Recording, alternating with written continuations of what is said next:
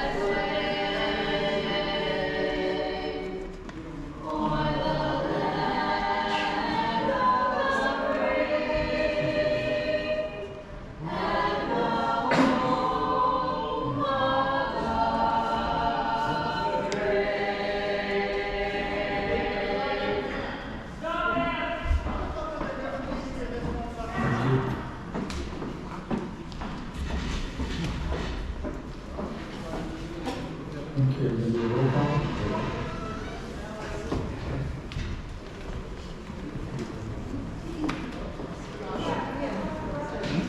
Council Bergman? Here. Council Gloria? Here. Council Algier? Here. Council King? Council Earl Dawson? Council Ian? Yes. Council Ojeda? Council DeSillo? Here. Council Russell? Here. Council Tui? And Mayor Cuddy. Here.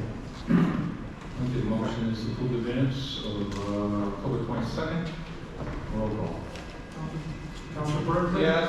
Council Gloria? Yes. Council Algier? Yes. Council King? Council Earl Dawson? Council Ian? Yes. Council Ojeda? Council DeSillo? Yes. Council Russell? Yes. Council Toomey? And Mayor Petty. Yes. Okay, public participation. The person may speak no more than 2 minutes in any item appearing on the agenda. So you'll have 2 minutes, and if you have a petition, we'll give you after when we reach the petitions. Okay? Frank Nathan Worcester. We'll start off with yes to pickleball club. We need them. It's great, good for all ages. 9.30. So, keep on hearing rumors that city manager's gonna, or whoever's gonna ask for more money to be paid to what is due on the Polo Park here. Obviously, Polo Park is not quite well ready to go into greening, but it's kind of amazing. Through funds that were an offshoot of getting Polo Park here, you've got apartments down the street that go in for $5,000. I don't think they get. I wonder how much longer it's going to last before it becomes Section 8. You know it will be. 9.38. The monies that they need for the design of burnt coat and the middle school there, I mean, $3 million. It has to be done. Burnt coat is definitely needs to be replaced, and all the other schools.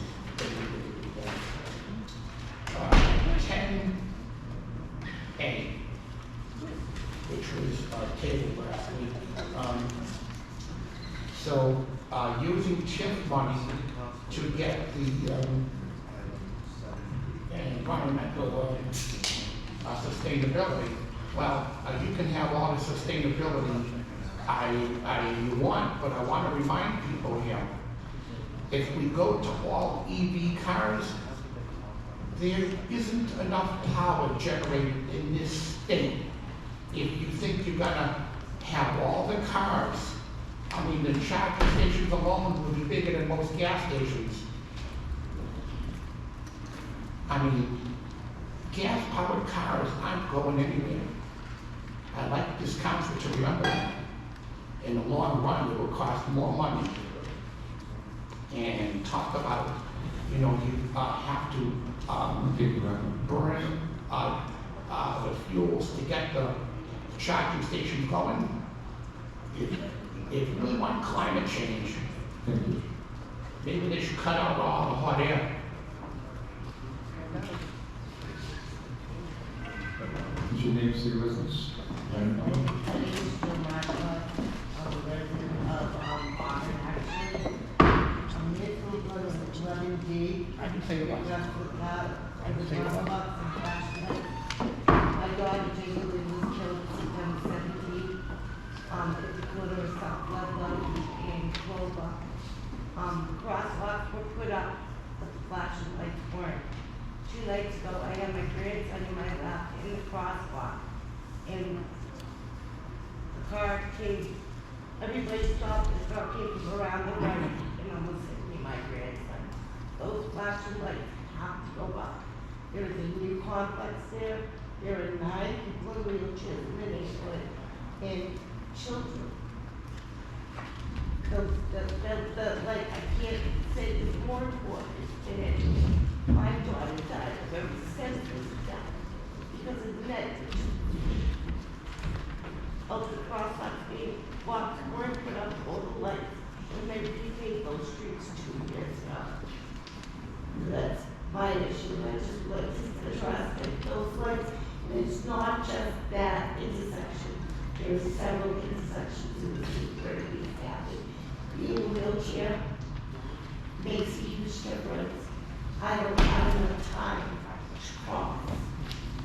So those lights are very important to the city. Thank you. So as well. Thank you. Thank you.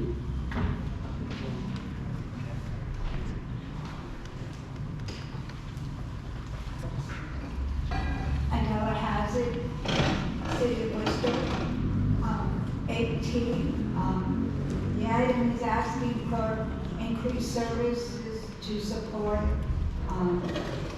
people with housing insecurity, including increased shelter capacity during the severe winter months. But this is saying all year long, but also for the temporary shelter for the registry of motor vehicle.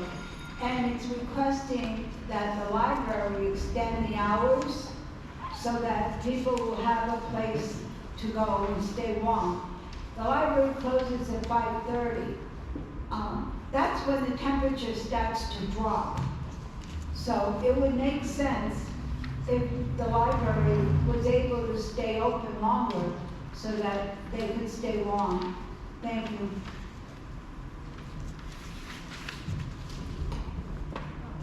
Good evening. My name is Dean Fisher, and I just wanted to let the council know that I'm now the new president of the Uncommon One Group.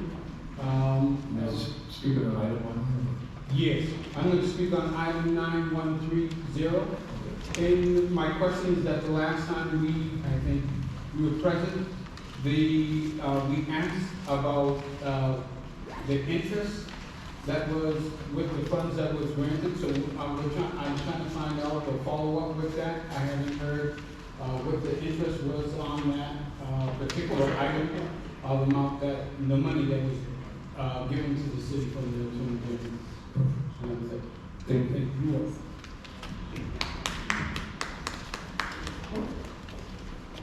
Hi, my name is Mark Wright. I'm the vice president of the Commonwealth Group. And just like he said, I'm here to find out also about the $100,000 that was supposed to go to the black community. you. My name is Charles Luster, resident of the city of Worcester.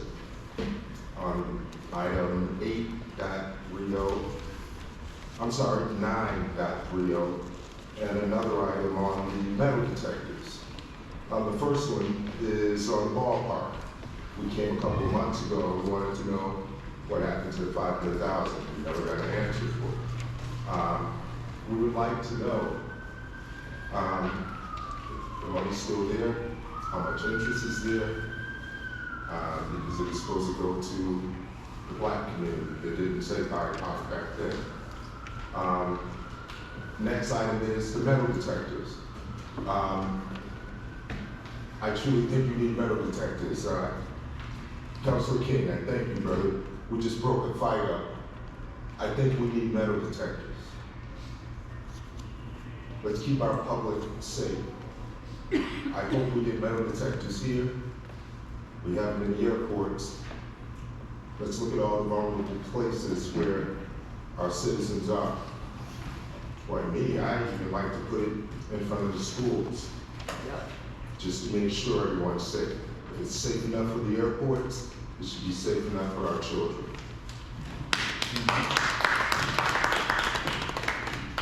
Good evening, Ellis Crawford, member of the Commonwealth Group. Speaking on item 9.3.930, little different spin. You know, really looking at women and minority-owned businesses. How can we ensure that, you know, that's the equity?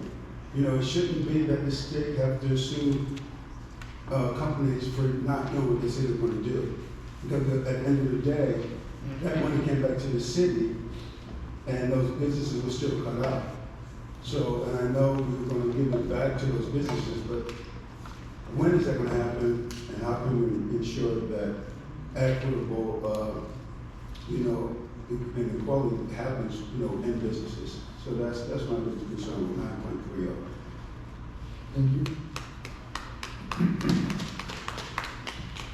Charles McNeil, 18. We'll talk about the shelters need help with staff members that know how to deal with mental health. That's why there's so many people behind in City Hall sleeping out there, because you have young staff members. This only curriculum they need to get into the job has never been arrested before. They do not know how to deal with meltdowns. So when somebody's having a meltdown, they threaten to kick them out. That's why there's so many people sleeping in the City Hall, because you have staff members that don't know how to deal with mental health. There's working at these shelters, and these kids dealing with grown people just suffering from mental health. And when you have a meltdown, you should not get thrown out in the cold, because these people don't know how to deal with that. And we need help with that. Thank you. Thank you. Is your name, city residence, and title number? You want to talk about? Yeah, the homeless issue in Worcester.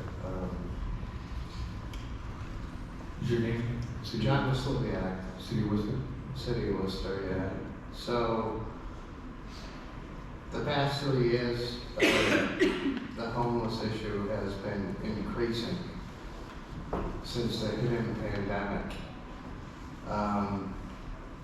I hear a lot of people talking about opening up the library, later hours, the registry.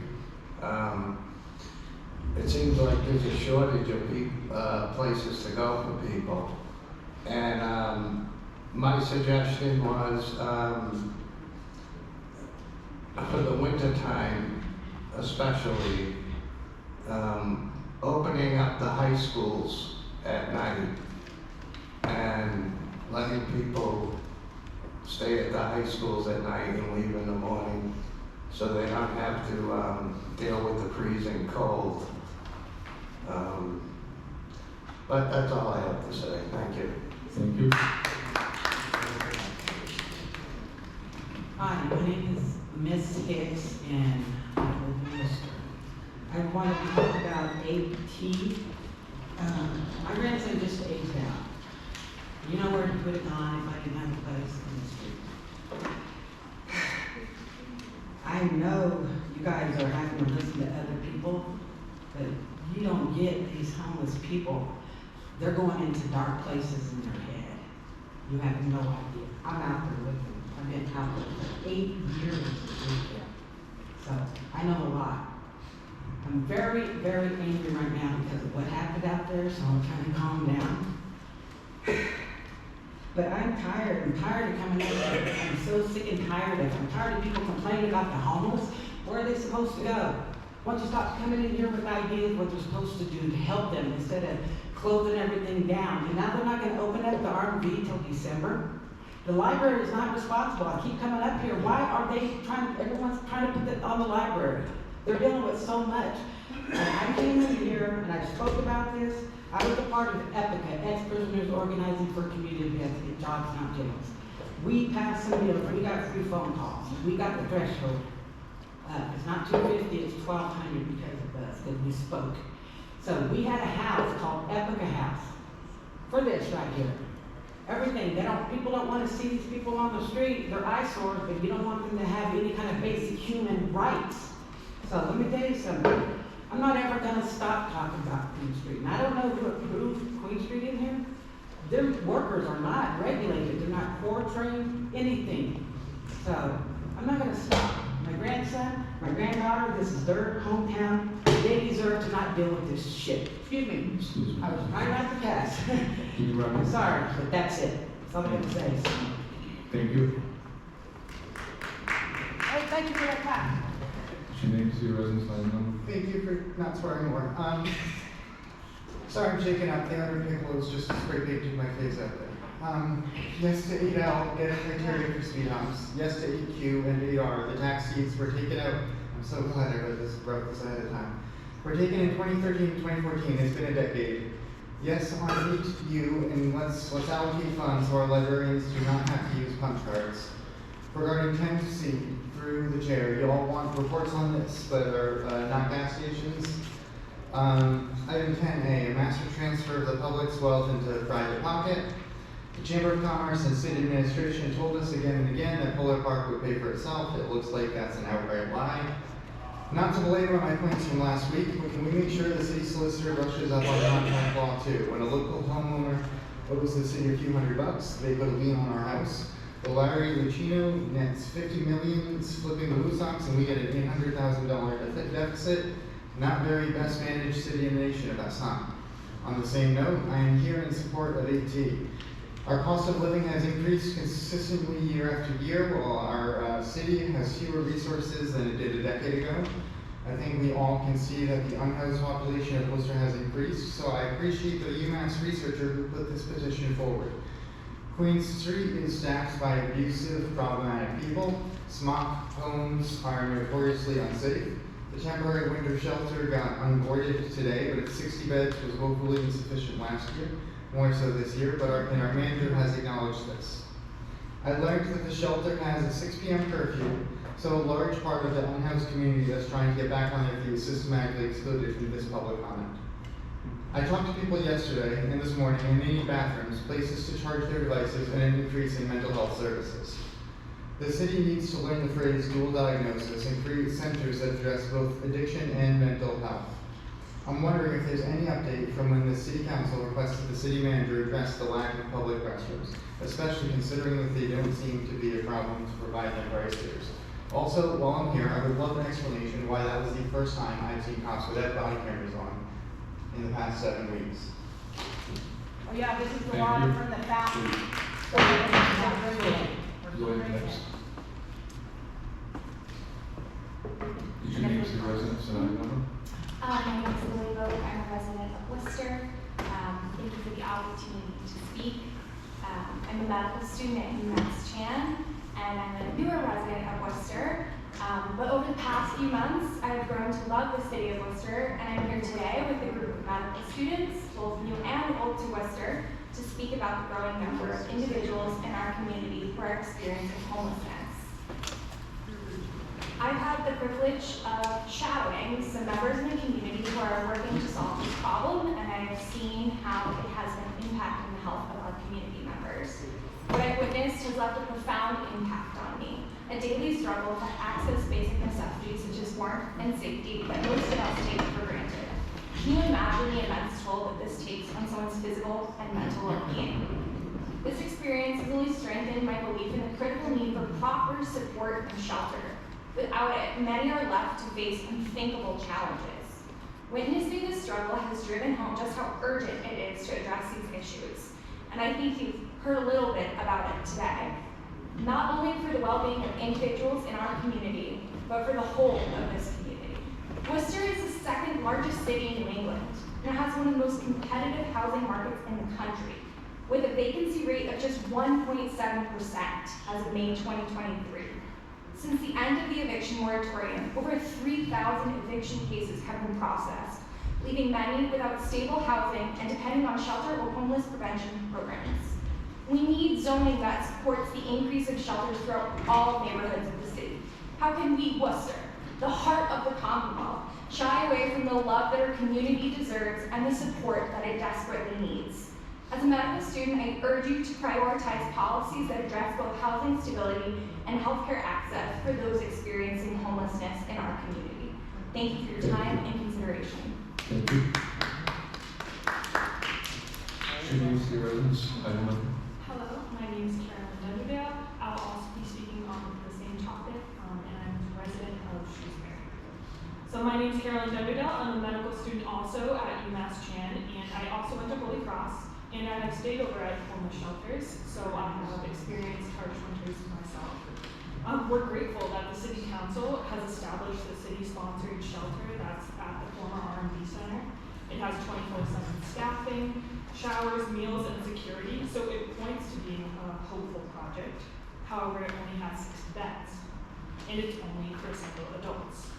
The Central Mass Housing Alliance notes that for this year, there's 1,927 people who are unhoused in Worcester, and this includes 718 children who would be excluded from this space.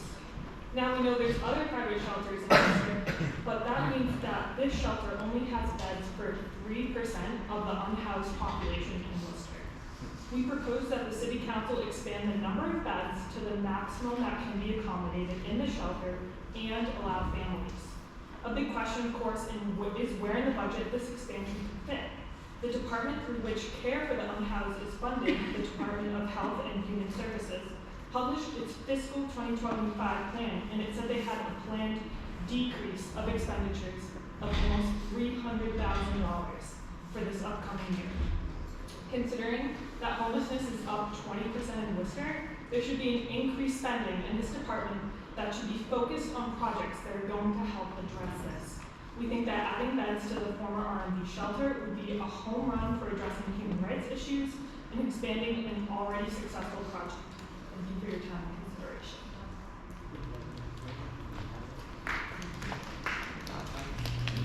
Would you name the residents? Hi, so my name is Shanil Santander. I am also a medical student at UMass Chan, and I am a resident of Shrewsbury. 2 weeks ago, I had the privilege of volunteering for the Road to Care Van, a mobile care unit that provides accessible healthcare services for individuals experiencing homelessness and/or substance abuse. My shift started at 7:15 a.m., and despite the cold morning weather, people stood outside the van waiting for their appointment. From a woman with a UTI who did not have a proper space to clean herself, to a man who was attacked while on a walk. Within just a few hours, my heart was filled with the stories of each and every patient. The doctor I was following explained how homelessness can be seen as a health risk. How can you stay healthy if the shelter's bathroom has run out of soap? How do you find peace if your abuser happens to be living in the same shelter as you? How can you stay safe if being outside for long periods of time puts you at risk of getting attacked? I will never forget how the staff joyfully celebrated when 2 of the patients came in to tell us that they are moving on from the shelter. One person got a job, the other joined the military. The stories of the people moving on prove that investment in our shelters work. The shelters provide an environment to heal, find support, and regain independence. But there is more work that needs to be done. We need shelters for women and survivors of abuse, for people who are sober and need a separate space from those who are using. We need shelters that give people dignity and peace. By increasing the capacity of warming centers, we are not just providing a bed, but offering hope and opportunity. Thank you. Thank you.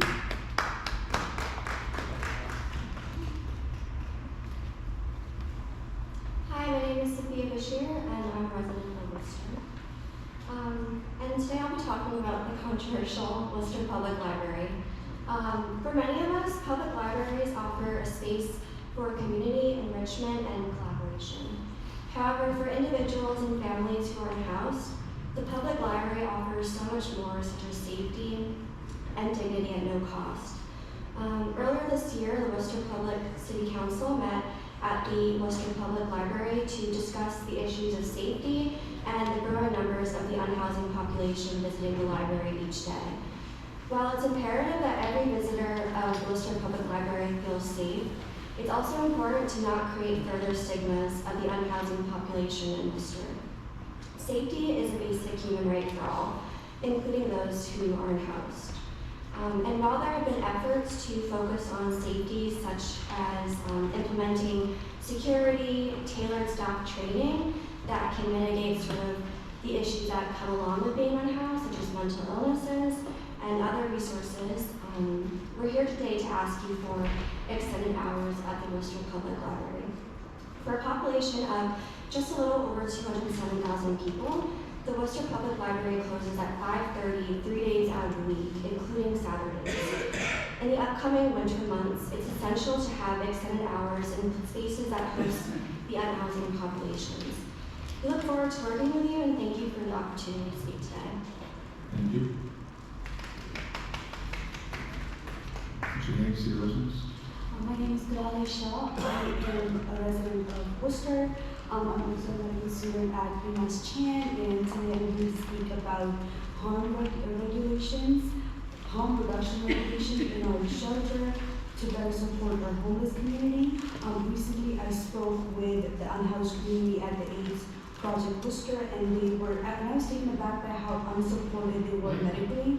They don't have a PCP at warning shelters, and some of the unhoused people unknowingly take the exact same medications because they have different providers. So by increasing medical support in warning shelters, we can prevent avoidable injuries and stabilize people before they can get into housing, which aligns with the 2025 Worcester City Budget Goal, which is to promote and increase accessibility of social safety nets and disrupt the cycle of chronic homelessness. I urge you to view these services not just as